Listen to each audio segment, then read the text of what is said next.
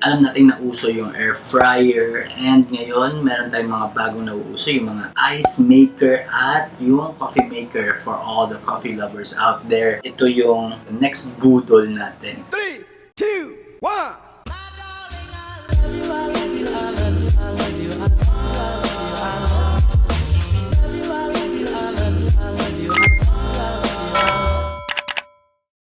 Hi, it's Jay and welcome to the channel. Today is another unboxing day. I got this one. It is probably the cheapest one na legit na nakita ko online. I see people use it and okay naman daw as per their reviews, but we're going to try it and we're going to unbox it together. And if you have been following me on my social media, lagi niyo makikita yung story ko, yung gumagawa ko ng kape, yung nagfro-froth ako ng gatas, and this time nag-level up na yung coffee making game. So nag-level up na tayo sa mga capsule machine. So before we start, please do subscribe to this channel, click the notification bell, give this video a thumbs up, comment down below for any suggestion that I can be unboxing in the future. Without further ado, let's start. And bubuksan na natin. Meanwhile, na-excite ako dito pero mas excited ang mga roommates ko kasi gusto na nila magkape. Pero hindi kasi sila pagbibigyan kasi sabi ko i-vlog ko siya.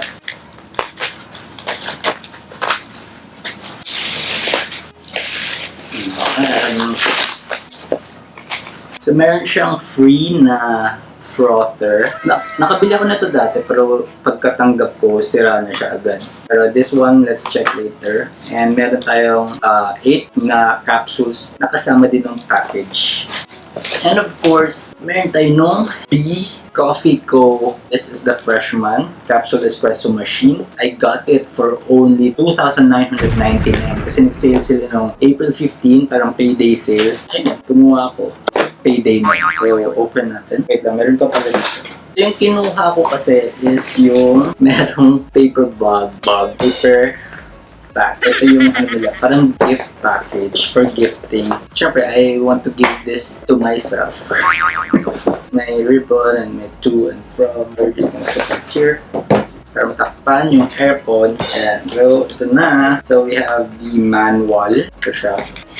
So, yung kinuha kong color is yung paano siya kunin? Kinuha siya ay, nabidismantle na po dito siya. Yan, we're back. This is the color I got kasi dapat white yung kukunin ko kaso sold out agad yung white tsaka yung black. So ito, it's either ito or yung orange. So umasok na. Ayan siya. Cute lang siya. Ayan siya. Siyempre dun tayo bumili sa mall. Sobrang bilis din, no? Sobrang bilis din ng delivery niya. Parang after a day, na-ship na siya ng seller. Parang 2 days after confirmed order, nakuha na siya agad. And pwede siyang cash on delivery.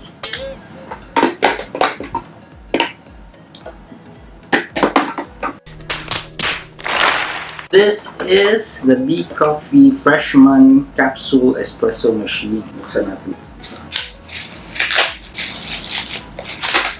So, dalawang discovery kit. So, 4 flavors each. Let's get closer. This is their freebies. Okay, mano-mano yun.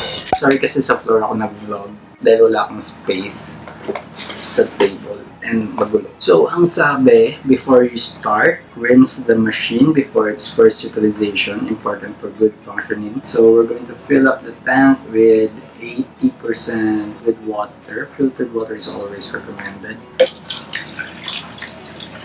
Ilapit natin sa outlet. Dito sa likod. So, yan. Nag-boil na siya ng water.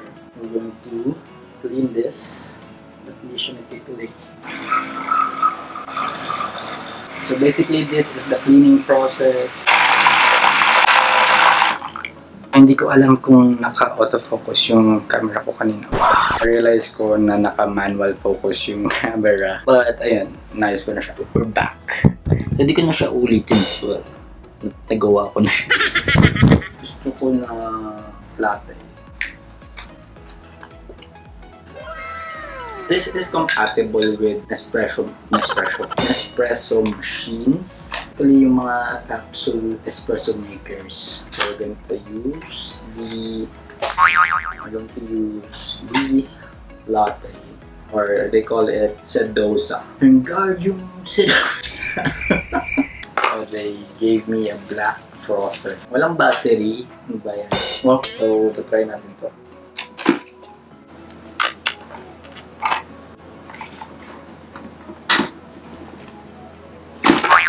Ito nag-vlog. Nag-vlog siya. So, check daw kung naka-fit.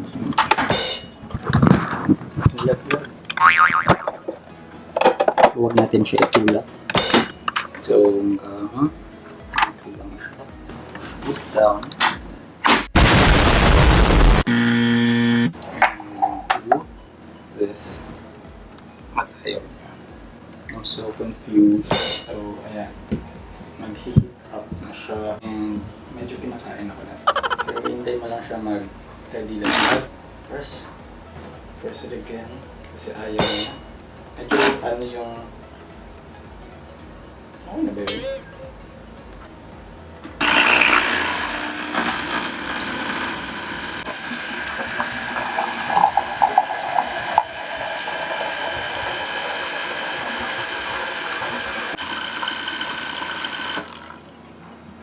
So ayun, that's official. We made our first coffee using the B Coffee Co.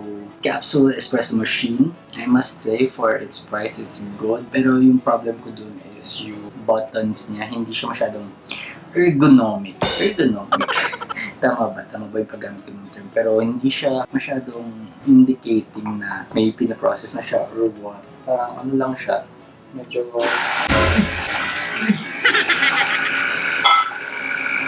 napindot ka. Ayun, ganun, tulad nun. Hindi ko alam na may gagawin siya kasi na-accidentally press siya kasi yung pag-press mo dun sa button, medyo walang feedback dun sa finger mo. Gonna add milk. Hindi na ako nag-froth kasi walang battery yung frother. Pero meron akong frother, pero hindi ko siya kasama. Parang binidyoan ko. Pero anyway, let's try it. It's good, but it definitely beats 3-in-1 coffee for around 25 pesos per capsule. Okay na siya kaysa bumili ka ng coffee sa cafe. It's a level up from your 3-in-1 na parang less than 10 pesos or 10 pesos.